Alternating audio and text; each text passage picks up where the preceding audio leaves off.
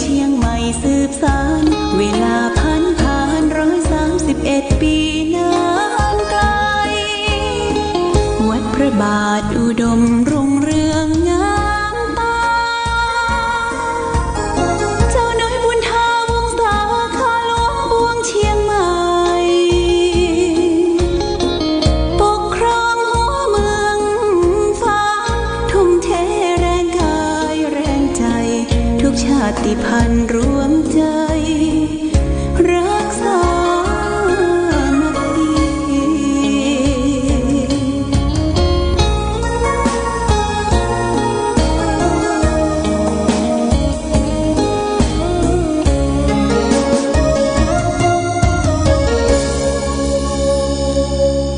เจริญสุข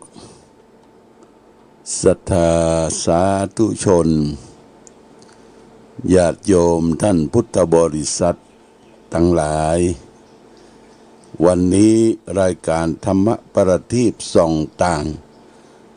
ก็ได้มาพบปะกับพ่อแม่พี่น้องศรัทธาสาธุชนญาติโยมแห่งครั้งหนึ่ง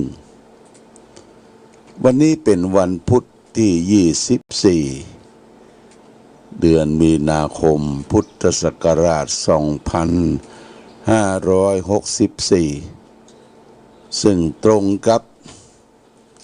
เดือน7เหนือเดือน5ไต่ขึ้น11ค่ำญาติโยมนะ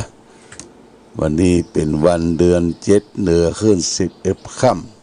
ำก็เป็นช่วงสัปดาห์สุดท้ายของเดือนมีนาคมก็เข้าหน้าร้อนอย่างเต็มที่ญาติโยมพอดีว่าเมื่อวันที่22 23ที่ผ่านมานี่ก็ฝนตกลงมาสำระสะสางล้างส้วยฝุ่นผงธุลีหมอกควันอย่างมันเป่งวันวะพอสมควรอากาศก็ยังบอกใครพอฮ้อนเท่าใดอากาศที่มันเปลี่ยนแปลงนี่ญาติโยมก็ทำให้เป็นหวัดเป็นไอก็เสียงอาจจะเพี้ยนไปสักหน่อยหนึ่งได้ญาติโยมนะเป็นหวัดเป็นไอเป็นอานกันแต่นั่นแหละมันเป็นธรรมชาติของคนเฮาที่เกิดมาได้ประสบพบปะกับสิ่งที่รอบตัวเฮาเนี่ยคือมันเป็นธรรมชาติเหมือนกันนะดินน้ำลมไฟนี่มันก็เป็นธรรมชาติฮัลโหล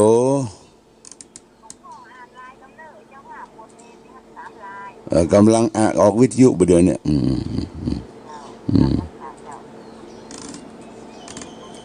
ก็ญาติโยมท่านสาธุชนทั้งหลายก็เรียกว่าทุกสิ่งทุกอย่างนั้นรอบตัวเขาไม่มีธาตุดินธาตุน้ำธาตุไฟธาตุลมมาประจุมจุ่มนุมกันตัวเขาก็ธาตุสี่ทั้งนอกเขาก็ธาตุสี่เมื่อธาตุสี่มันเปลี่ยนแปลงในสภาพสิ่งแวดล้อมก็ทำให้ร่างกายสภาพร่างกายของเขาก็เปลี่ยนแปลงไปตามเหตุตามการตามสภาวะสิ่งแวดล้อมนะญาติโยมนะอันนี้เป็นเรื่องของธรรมดาเรื่องของสังขารคำว่าสังขารนี่คือสิ่งที่มีชีวิตก็ตามไม่มีชีวิตก็ตามมันปรุงแต่งเกิดขึ้นตั้งอยู่แล้วก็ดับไปญาติโยมนะเกิดขึ้นตั้งอยู่และดับไปนี่เป็นเรื่องของสังขารที่มีวิญญาณครองและบ่มีวิญญาณครองนั่นก็เป็นกฎของพระไตรลักษณ์ว่าเกิดขึ้นตั้งอยู่ดับไปเป็นอนิจจังทุกขังอนัตตาแม้แต่ตัวเฮาและท่านทั้งหลายก็เหมือนกันนะเป็นสภาพที่มันบัดเที่ยงสิ่งใดบัดเที่ยงนั้นสิ่งนั้นมันเป็นทุกข์ญาติโยมนะ สิ่งใดเป็นทุกข์สิ่งนั้นไม่ใช่ตัวไม่ใช่ตนมันเป็นสภาพที่เปลี่ยนแปลงไปตามสิ่งแวดล้อมอยู่ตามธรรมดานี่ก็ต้องแจ้งแถลงไขญาติโยมท่านสาธุชนทั้งหลายได้รับทราบว่าชีวิตของคนเฮาเกิดมาเกิดขึ้นตั้งอยู่ดับไปเป็นเรื่องของสังขารธรรมอย่าให้มันมั่นคงอยู่อย่างเก่าอย่างเดิมนั้นมันเป็นไปบ่ได้แต่ญาติโยมนะเราจะไปบนบานศาลกล่าวอ้อนวอนต่อสิ่งศักดิ์สิทธิ์เทพารักษ์ที่ไหนมันก็เป็นกำลังใจชั่วครั้งชั่วคราวคือมันอยู่อย่างเดิมมั่นคงนั่นมันเป็นไปได้ยากมันต้องเปลี่ยนแปลงอย่างของทุกสิ่งทุกอย่างในโลกที่เรามีกินมีใจดำเนินชีวิตนี่ก็เป็นการยืมใจชั่วครั้งชั่วคราวเสร็จแล้วเมื่อหมดกาลเวลาลมหายตายจากไปเราก็ทิ้งไว้นะทิ้งไว้เป็นของสาธารเป็นของสาธารณะเป็นของสาธารณะให้ลูกให้หลานได้สืบสานต่อไปบางท่านบางคนก็เข้าใจว่านะของข้านะของข้าภัยมาภาคเอาของข้าไปนี่บ่ได้นี่ญาติโยมนะมันไม่ใช่ของเขายืมใจชั่วครั้งชั่วคราวนะชีวิตนี้ก็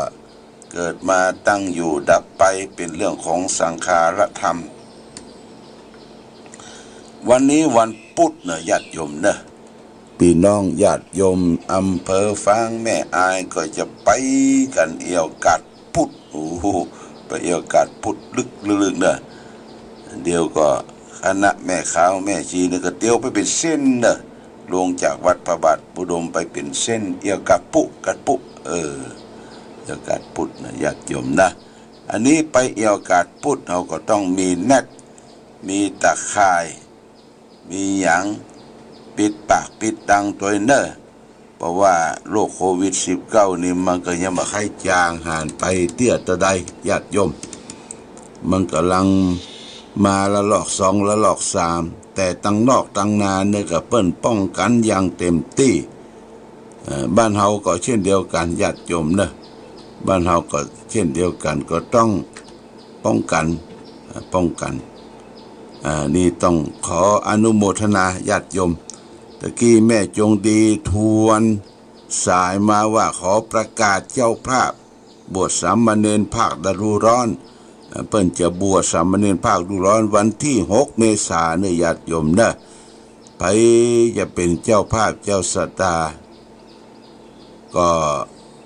แจ้งจำนงประสงค์บอกได้นะอันนี้เจ้าภาพบ้านสันทรายของน้อยแม่แสงดวงจิโนและแม่แสงโฮนเซอย่างนี้นะมันวงเล็บสุดท้ายบ้านสันทรายของน้อย1 ตน 1,000 บาทแม่บัวพัดกุลันบ้านต้นซ่านแม่ศูนย์1 สัง1 ตน 1,000 บาทแล้วก็ป้อหมออินทร์แม่จงดีเชื้อกันทาอันนี้บ้านสันทรายของน้อยเสาหินรับเป็นเจ้าภาพบวชสามเณรภาคฤดูร้อน1 ตน 1,000 บาทอันนี้ก็จะได้มอบรายชื่อผู้อำนวยการโรงเรียนวัดพระบาทอุดมของเฮาจดรายชื่อรายนามและญาติโยมก็จะได้มาประเคนพระไตรประเคนบาทเนนที่จะเข้าสู่ร่มผ้ากาสาวพัดฝึกฝนอบรมเป็นสามเณรได้ห้ำเฮียนศึกษาเป็นการต่อยอดเป็นการได้บุญได้กุศลเด้อญาติโยมเด้อสามเณรที่บวชในส่วนมากก็จะบวชเฮียนอย่างพ่องเฮียนปริยัติสามัญนี่เฮียนถึงม.1 ม.2 ม.3ควบคู่ไปกับนักธรรมตรีนักธรรมโทนักธรรมเอกนี่ญาติโยมได้ทั้ง2อย่างได้ทั้งทางโลกและทางธรรมพระเนนที่มาบวชนี่จะไปอยู่บ่ได้นะญาติโยมประเด็นเนี่ยผิดกฎหมายตัวบวชแล้วบ่ห้ามบ่เฮียนไปลบไปซ่อนอยู่ที่หั่นที่นี่เนี่ยบ่ได้ต้องเฮียนอย่างน้อยก็ต้องเรียนศึกษาทำวัดสวดมนต์สวดโยโกห้อง เรียนนักธรรมตรีนักธรรมโทนักธรรมเอกจะเลอะอยู่บ่ได้นี่บ่ได้ญาติโยมนะต้องห้ามเรียนศึกษาตอนนั้นต้องขออนุโมทนาเด้อเจ้าภาพเจ้าศรัทธาแม่แสงอย่างนี้โหนเสอย่างนี้ดูด้วงจินโนสุดเท้าวันสันทรายของน้อย1 ตนเด้อ1,000 บาทแม่บัวพัดกูลั่นบ้านต้นซ่านแม่ศูนย์1 ตน 1,000 บาทพ่อหมออินทรแม่จงดีเชื้อกันทา1 ตน 1,000 บาทต้องขออนุโมทนาสาธุญาติโยมท่านสาธุชนท่านทั้งหลายงานที่ผ่านพ้นไปคืองานตั้งแต่วันที่21-22เป็นงานบวงสรวงพระธาตุเจดีย์พระบาทแล้วก็พ่วงกับงานอบรมสมโภชสมเด็จพระสิขีเจ้าสมเด็จพระสิขีเจ้าทศพลยานที่1นี่ก็สำเร็จผ่านไปด้วยความเรียบร้อยแล้วก็พ่วงกับงานทำบุญตักบาตรเฉลิมฉลองวันเกิดหลวงพ่อก็ผ่านไปด้วยความเรียบร้อยดีงามทั้งนี้ทั้งนั้นก็ได้อาศัยนำพักนำแรงของพ่อแม่พี่น้องญาติโยมท่านสาธุชนช่วยกันสนับสนุนช่วยกันจัดแจงแต่งดาช่วยกันต้อนรับขับสู้โดยเฉพาะอย่างยิ่งชมรมผู้ปฏิบัติธรรมประจำวันเสาร์เขาก็ได้มานอนจองนอนวัดนอนสำนักปฏิบัติค่ำมาก็ลงไปไหว้พระสวดมนต์ฟังตู้เจ้าสาธยายมนต์สวดมนต์ตันฟังธรรม3 กันถึงดึกดื่นค่อนคืนแล้วก็พักผ่อนหลับนอนในคืนวันที่21วันที่22ก็ตื่นตั้งแต่เจ้า4 โมงนะ4 โมงก็ครูบาอาจารย์พระเถระก็มาสวดเบิกพระเนตรนะญาติโยมนะสวดเบิกพระเนตรทางสำนักก็เก็บอันนี้ไว้อยู่เด้อเก็บผ้าสวมหัวเสียนพระพุทธรูปกับไอ้ขี้ผึ้งติดพระเนตรพระพุทธรูปนี่ก็จะได้มอบเพื่อแม่จงดีเชื่อกันทานนะแบ่งปันกันคนน้อยเนาะเอาไปเป็นมติเอาไปว่าเป็นมงคลทำให้เกิดตาแจ้งตาใสเบิกพระเนตรนี่วันเสาร์นี้เขาก็มาฮับกันเนอวันเสาร์นี้มีปฏิบัติธรรมอยู่เนอญาติโยมวันที่27นะวันที่27ปฏิบัติธรรมที่บนสำนักวิปัสสนาณบ่อสาวาแล้วก็วันเสาร์นี้พ่อแม่พี่น้องญาติโยมศรัทธาบ้านปุ่นเนอบ้านปงสลีเวียงป่าเป้าเนี่ยเพิ่นจะขึ้นมาแอวน้ำบ่อสาวามาพบปะหลวงพ่อแล้วก็จะมาอนุโมทนาคล้ายวันเกิดผ่านไปแล้วเป็นยังแล้วก็จะได้เตรียมต้อนรับขับสู้เป็นวันปฏิบัติธรรมประจำวันเสาร์โดยเชิญญาติโยมพี่น้องสันสาธุชนทั้งหลายร่วมกันต้อนรับขับสู้โดยและวันที่21วันอาทิตย์เนี่ยญาติโยมเปิ้นไปเลือกตั้งนายกเทศมนตรีเทศบาลแล้วก็สมาชิกเทศบาลอย่างอำเภอฝางหลายที่ญาติโยมตำบลสันทรายตำบลแม่คาที่เป็นเทศบาลเนี่ยก็ไปใจซิดใจเสียงกันเบอร์1ก็เลือกนายกเบอร์ส่วน1ก็เลือกสมาชิกญาติโยมฮักไผชอบไผที่มีผลงานที่จะเข้ามาปฏิบัติการทำหน้าที่แทนพ่อแม่พี่น้องดูแลสารสุขทุกดิบของพี่น้องประชาชนในเขต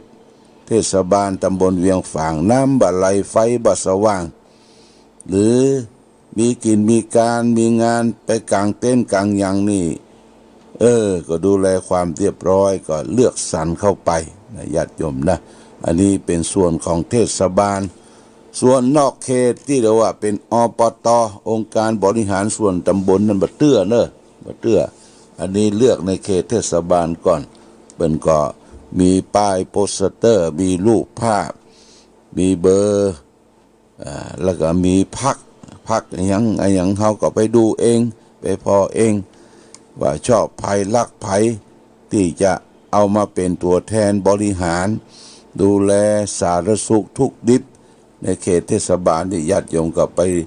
ละสิทธิ์ของตนเองเด้อวันที่28วันอาทิตย์ที่28ญาติโยมก็ใกล้จะหมดเดือนมีนาเดือนเมษานี่ก็จะเข้ามาแล้วเมษาร้อนเต็มที่ญาติโยมนะแล้วก็พ่วงกับงานเทศกาลเรียกว่าเทศกาลสงกรานต์ของพี่น้องต่างภาคเหนือเฮาแล้วก็ทั่วประเทศไทยปีนี้เพิ่งก็ประกาศสงกรานต์ว่าปอที่จะไปสะเก้าดำหัวเข้าวัดฟังเทศน์ฟังธรรมใส่บาตรญาติพกกันได้นะแต่ว่าจะไปเล่นน้ำกันลึงๆลังๆเอาแป้งเอาอย่างไปปะไปพรมเอาอย่างไปหาใส่กันนี้มันยังบ่เตื้อวะเพราะว่ายังบ่เตื้อวะเพราะว่ามันเป็นเขตอันตรายหลายอย่างอยู่และคนต่างนอกก็จะปัดปั่นเข้ามาเล่นสงกรานต์บางทีก็จะนำพาไอ้โควิดเนี่ยมาสู่บ้านสู่จองเราก็ต้องระมัดระวังเช่นเดียวกันในญาติโยมนะสงกรานต์แล้วก็ละหีดละหีดละหอยก็ทำจารีตประเพณีวันที่13สังขารล่องวันที่14ก็วันเนาวันที่15ก็เป็นวันพญาวันที่16ก็เป็นวันปากปีวันที่17ก็เป็นวันปากเดือนญาติโยมนะอันนี้เขาก็ได้ทำกันทั่วไปขอโทษมันจะเป็นวัดญาติโยมเนี่ยมันจะเป็นวัดเพราะว่าไม่ได้พักผ่อนดีส่วนหนึ่งละแล้วก็อากาศก็เปลี่ยนแปลงแล้วก็ห้องวิทยุนี่ก็เปิ้นก็ใจแอร์ญาติโยมนะเปิดแอร์อยู่ตลอดแอร์นี่มี2ตัวนะตัวหนึ่งเปิดคือเครื่องเย็นตัวหนึ่งก็เปิดในห้องพิธีการห้องที่มามาจาเนี่ยเปิด2เครื่องเพราะฉะนั้นญาติโยมต้องขออนุโมทนาเนอที่เฮาได้ให้ได้หอมได้บริจาคเป็นการบำรุงสถานีวันนี้ไม่ได้เอาชื่อมาอ่านนะไม่ได้เอาชื่อมาอ่านวันต่อไปก็จะได้เอาชื่อมาอ่านคือแก่ศรัทธาญาติโยมได้รับทราบรับฟังอนุโมทนากันต่อไปวันนี้เอาธรรมะทางสุขใจมาสาธยายให้ท่านทั้งหลายได้ฟังสักเรื่องหนึ่งเรื่องนี้คือเรื่องกินไม่อิ่มมันเป็นจะได้ญาติโยมมันกินไม่อิ่มเปิ้นว่าในโลกนี้มีสิ่งที่น่าดูน่าชมน่าพอน่ากอยนี่มากมายเหลือเกินว่ะมีทั้งสิ่งที่วิจิตรการตาสวยจดงดงามของธรรมชาติเช่นว่า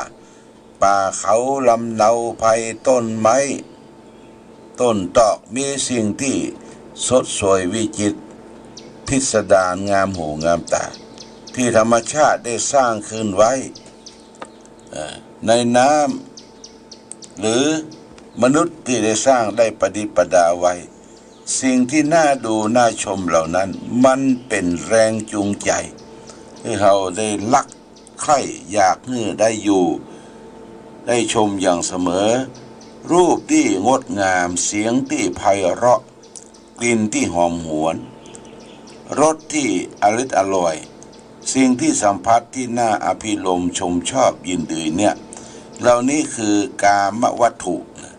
เป็นสิ่งที่ก่อให้เกิดความรักใคร่ความอยากได้เป็นชนวนแห่งกามารมณ์และความกามกิเลสทั้งหลายญาติโยมในจักรวาลแห่งดวงจิตของคนเฮาแต่ละคนเนี่ยก็กว้างขวางเหลือเกินชีวิตในจิตแต่ของเฮานี่นะ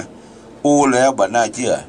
มันกว้างจนป้าสามารถที่จะแบบเอาอย่างสิ่งที่มาป้อนให้จิตใจให้มันเต็มญาติโยมยิ่งกว่าขอบฟ้าจักรวาลกว่ามหาสมุทรจนบ่อาจสามารถที่จะประมาณขอบเขตแห่งความกว้างใหญ่ไพศาลของจิตใจเขาเนี่ยมันแผ่ไปปุ๊บตกมันไป กว้างขวางจักรวาลเฮาอย่างมาป้อนให้มันเต็มญาติโยมแต่เมื่อเป็นอย่างอี้นะคนเฮาจึงตามใจแห่งความอยากอยู่เล่ามันเป็นความประพฤติผิดอย่างมากมายถ้าอยากได้สิ่งใดแล้วดิ้นรนขนขวายเพื่อได้มาสิ่งนั้นความอยากและความทะยานอยากนั้นมันเป็นยิ่งใหญ่ขึ้นโดยลำดับคนเฮาก็ต้องประสบความลำบากยากใจเพราะการเสาะแสวงหากามวัตถุเนี่ยมาป้อนกิเลสในใจของเฮามันมากต่อมากทวีคูณยิ่งขึ้นไปบางพวกบางท่านถึงกับการอันเป็นเหตุการตกนรกหมกไหม้ได้แก่ตัวเองบางพวกหลง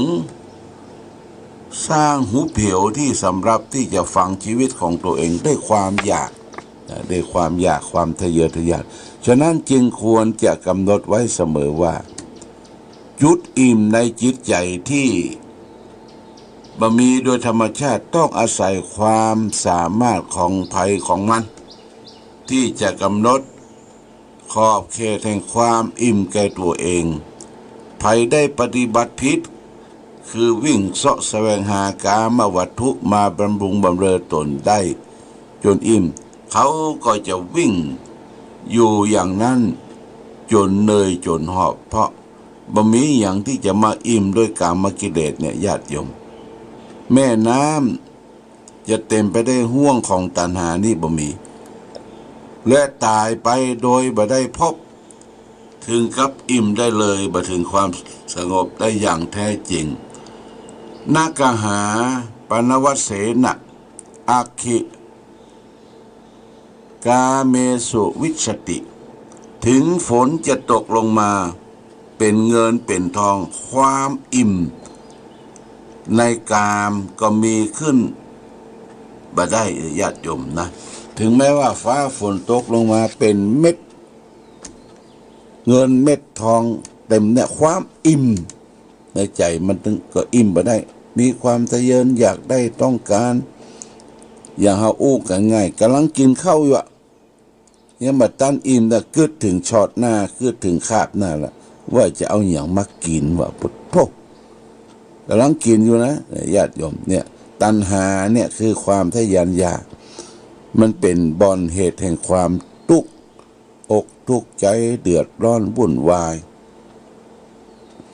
ญาติโยมเฮาจะพอดูตัณหาที่มันเกิดขึ้นถึงวันเนี่ยก็ดูข่าวฟังข่าวโอ้อีลันฟันแต่งแย่งผัวแย่งเมียกันนะธงชาติและเพลงชาติไทยเป็นสัญลักษณ์ของความเป็นไทยเราจงร่วมใจยืนตรงเคารพธงชาติด้วยความภาคภูมิใจในเอกราชและความเสียสละของบรรพบุรุษไทยประเทศไทย